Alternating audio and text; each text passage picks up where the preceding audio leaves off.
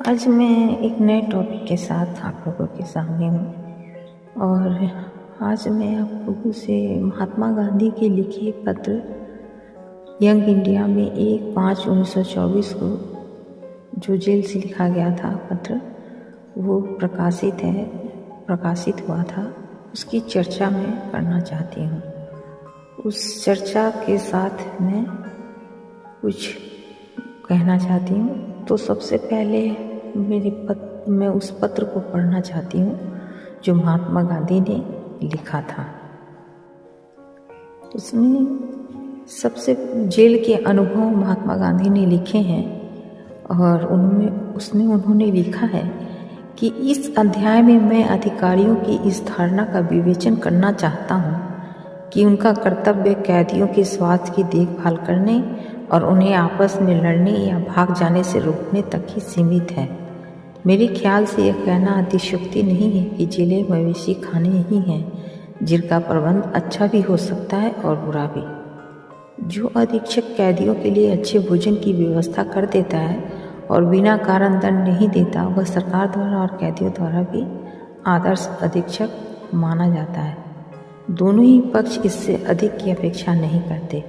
यदि कोई अधीक्षक कैदियों के प्रति किए जाने वाले व्यवहार में वस्तुतः मानवीय भावना को दाखिल करने लगे तो बहुत संभव है कि कैदियों को कोई गलतफहमी हो जाए और सरकार भी उसके कार्य को बुरा नहीं तो कम से कम अव्यवहारिक मानकर उसका अविश्वास करने लगे।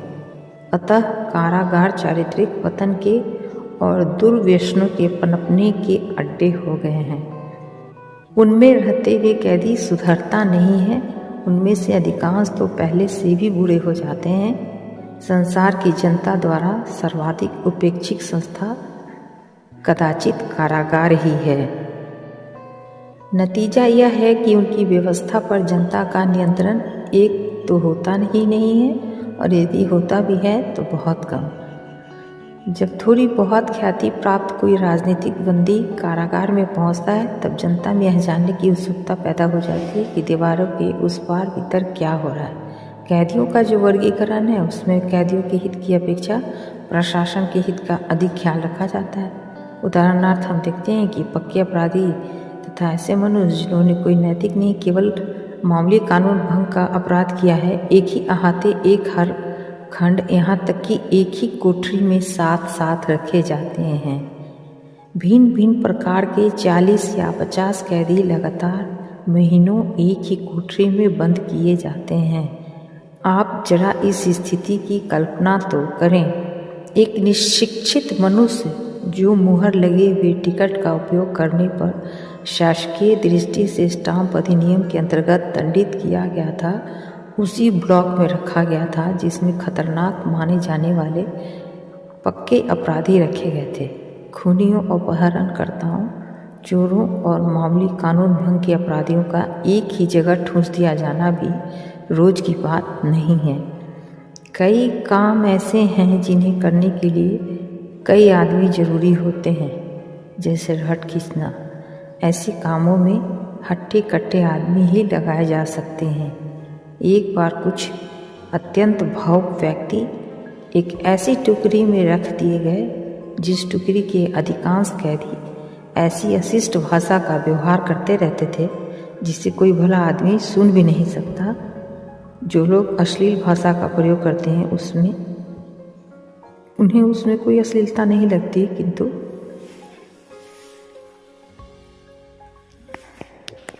किंतु ऐसी भाषा जब किसी भावुक व्यक्ति के सम्मुख प्रयुक्त की जाती है तब उसे बहुत अखरती है। ये टुकड़ियाँ कैदी वार्डरों के अधीन काम करती हैं। ये कैदी वार्डर काम लेते समय कैदियों को बुद्धि से बुद्धि गालियाँ देते हैं और काफ़ी क्रुद्ध हो जाने पर तो वे डंडे का उपयोग करने से भी नहीं चूकते। यह कहना अनावश्यक है कि ये दोनों बातें अनाधिकृत ही नहीं गैर कानूनी भी हैं, किंतु मैं ऐसी गैर कानूनी बातों की खासी बड़ी सूची प्रस्तुत कर सकता हूँ जो कारागारों में अधिकारियों की जानकारी में और कभी कभी उनके संकेत से भी होती हैं। मैंने ऊपर जिस भावुक कैदी का उल्लेख किया है वह गंदी भाषा को बर्दाश्त नहीं कर सका, अतः उसने वैसी भाषा का प्रयोग बंद न किए जाने तक उस टोकरी में काम करने से इनकार कर दिया। हमारा ख्याल था कारागार में जहाँ प्रत्येक कैदी दिन रात निगरानी में रहता है और जहाँ वह बॉर्डर की निगाह से कभी ओझल नहीं हो पाता, अपराध संभव नहीं होते होंगे, किंतु दुर्भाग्यवश वहाँ सभी तरह के नैतिक अपराध किए जाते हैं। इतना ही नहीं, वे निशंक होकर किए जाते हैं। छोटी मोटी चोरियों, धोखेबाजियों और मामूली मारपीट अथवा संगीन हमलों का उल्लेख मैं नहीं करूँगा, किंतु मैं अवश्य कहना चाहता हूँ कि वहाँ अप्राकृतिक अपराध तक होते हैं। मैं इसका ब्यौरा देकर पाठकों को व्यथित नहीं करना चाहता। कारावास के अपने अनेक अनुभवों के बावजूद मेरा यह ख्याल नहीं था कि कारागारों में ऐसे अपराध भी होते होंगे, किंतु यरवदा जेल में एकाधिक बार ऐसे मामले सामने आए जिनके कारण मुझे बड़ा आघात लगा। बल्कि अप्राकृतिक अपराधों के होते रहने की बात जानकर तो मुझे सबसे बड़ा आघात पहुंचा था। जिन अधिकारियों ने मुझसे इनके बारे में बात की, उन सब ने यही कहा कि वर्तमान प्रणाली में इन अपराधों को रोकना असंभव है। जिस व्यक्ति को इस अपराध का शिकार बनना पड़ता है, प्रायः इसमें उसकी सहमति नहीं होती और इस तरीके से ये पत्र लंबा है और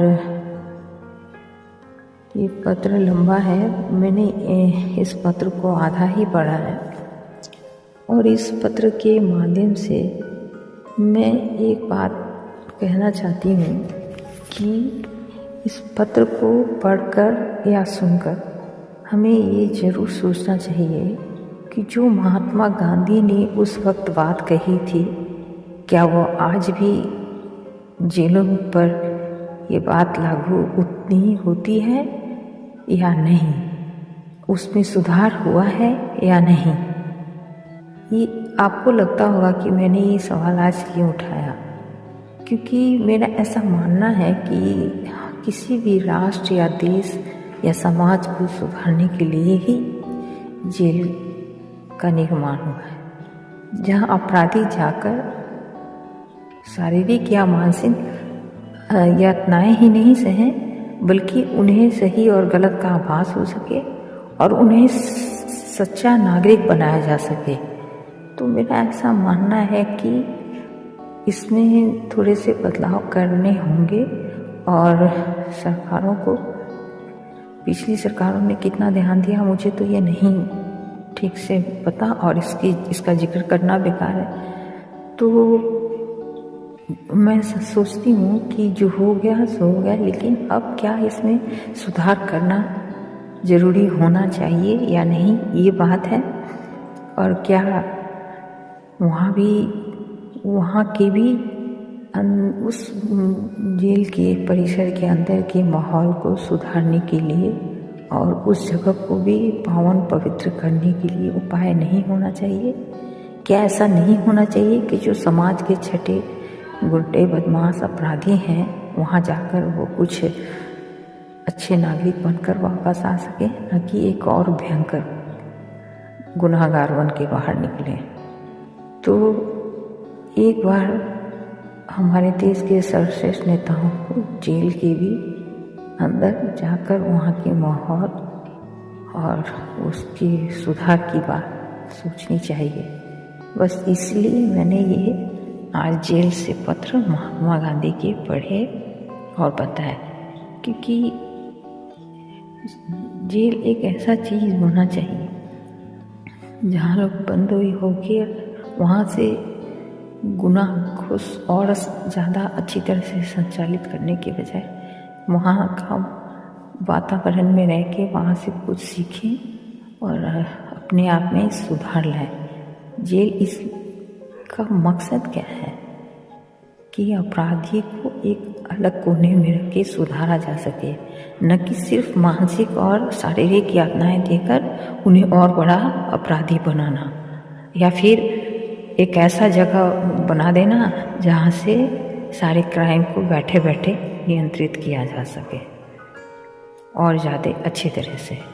तो मेरे ख्याल है कि इस मामले पे सरकार को गौर करनी चाहिए। और सरकारें कोई भी हो, सरकारें कोई भी है, सरकारें आती जाती रहें, लेकिन देश समाज ये हमेशा बना रहता है। और जो भी सत्ता में होते हैं उन्हें देश के हर पहलुओं पर, समाज के हर पहलुओं पे को सुधारने और संवारने की सोच निहित होनी चाहिए, ताकि हमारा देश सचमुच में एक महान राष्ट्र बन सके।